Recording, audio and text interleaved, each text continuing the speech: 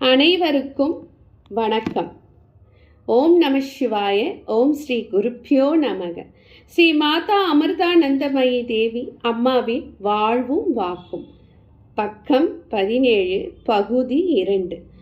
பறையக்கடவு கிராமத்தில் வாழ்ந்து வரும் இடமண்ணேல் என்ற குடும்பத்தினர் சிறந்த தொன்மையான பாரம்பரிய சிறப்புடையவர்கள். இவர்களுக்கு மீன் பிடித்தல் குல தொழிலாகும். வேறு சில தொழில்களிலும் இக்குடும்பத்தினர் ஈடுபடுவதுண்டு.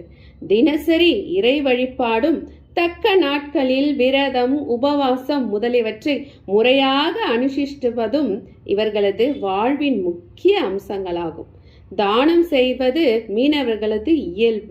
அப்படி இவர்கள் கடலில் மீன் பிடித்துவிட்டு திரும்பியதும் கரையில் உள்ளவர்களுக்கு ஒரு பகுதி மீன்களை தானமாக பங்கிட்டு கொடுப்பார்கள். மீன்களை விற்று கிடைக்கும் பணத்திலும் ஒரு பங்கை அங்கே இருக்கும் குழந்தைகளுக்கும் கொடுப்பார்கள். இப்படி இடமண்ணேல் இல்லத்தில் நல்ல பக்தர்கள் பலர் பிறந்துள்ளனர். அதில் திரு வேலாயுதம் அவர்களும் ஒருவராவர். அவர் சத்தியசீலர், கருணை நிறைந்தவர், இரக்க குணம் கொண்டவர், அகிம்சாவாதி. இன்னும் சொல்ல போனால் சுண்டெலியை கூட கொல்லவும் அவர் மனது துணியாது. பேர்பட்ட ஒரு குணம் படைத்தவர், அன்பு நிறைந்தவர். இவருக்கு பக்தியும் கற்பும் நிறைந்த மாதவி அவருக்கு மனைவியாக வாய்த்தார். அவர் அன்றாடம் அதிகாலையில் எழுந்து வீட்டு பூஜை அறையில் உள்ள தெய்வ திருவுருவங்களுக்கு அணிவிக்க மலர் மாலைகளை தொடுப்பார் அவருடைய மனைவி. அந்த சமயத்தில் இறைவனின் திருநாமங்களை ஜெபிப்பார். இத்தம்பதியருக்கு 5 குழந்தைகள் பிறந்தன. முதல் மகனுக்கு சுகுணானந்தன் அப்படின்னு பெயரிட்டு அன்போடு வளர்த்தார்கள். வேலாயுதம் தமது 50வது வயதில் காலமானார். அவர் நினைவாக வீட்டின் அருகில் ஒரு சிறிய திண்ணை கட்டப்பட்டது.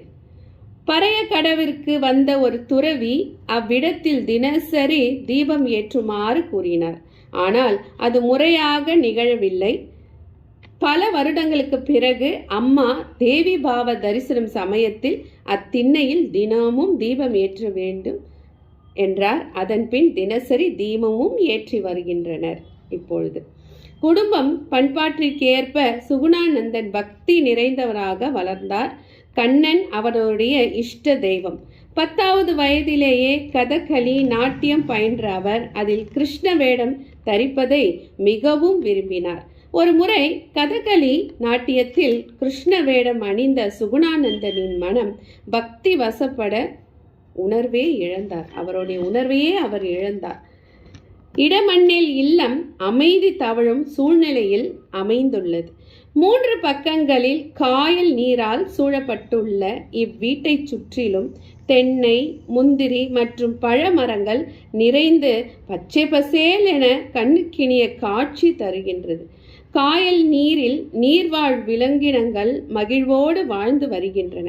அந்நாட்களில் இவ்வீட்டிற்கு அருகில் சில வீடுகளே இருந்தன.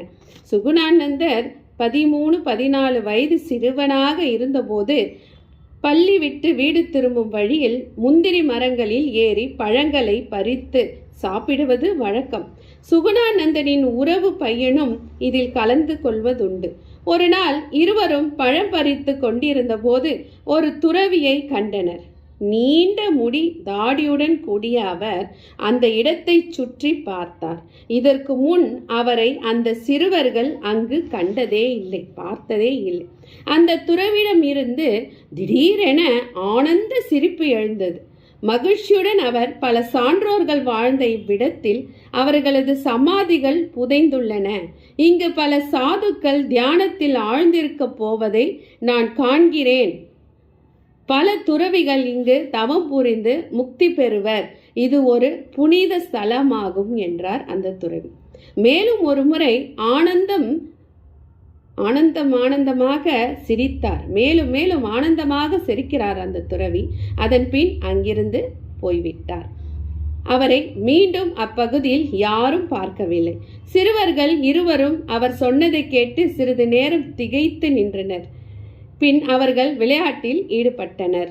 பல வருடங்களுக்கு பிறகு இப்போது அந்த நிகழ்ச்சியை நினைவு கூறும் சுகுணானந்தர் அத்துறவியின் வார்த்தைகள் உண்மையாக நிகழ்வதை எண்ணி வியப்பில் ஆழ்கிறார். ஒரு சிறந்த ஹடயோகி ஒரு முறை இடமண்ணில் வந்தார். அவர் சுகுணானந்தரை பார்த்து, நீ பிராமணன், நீ பூணூல் அணியவில்லை என்றாலும் உன்னிடம் நான் அதை காண்கிறேன் என்றார். தக்க வயதில் குலத்தொழில் ஈடுபட்ட சுகுணானந்தர் தமது 21வது வயதில் 20 வயதான தமயந்தியை மணந்தார். சிறு வயதிலிருந்தே தமயந்தி அதிகாலையில் எழுந்து நீராடிய பின் இறைவனது திருநாமங்களை ஓதுவார். தமயந்தி அம்மையார் துதி பாடல்களை பாடுவார். வாரத்தில் 2-3 நாட்கள் விரதமும் இருப்பார். இளநீர் பருகி விரதத்தை முடிப்பார். இளநீர் பறித்து தர ஆள் இல்லாத நாட்களில் இயற்கையாக அது மரத்திலிருந்து அவர் முன் விழுந்ததுண்டு.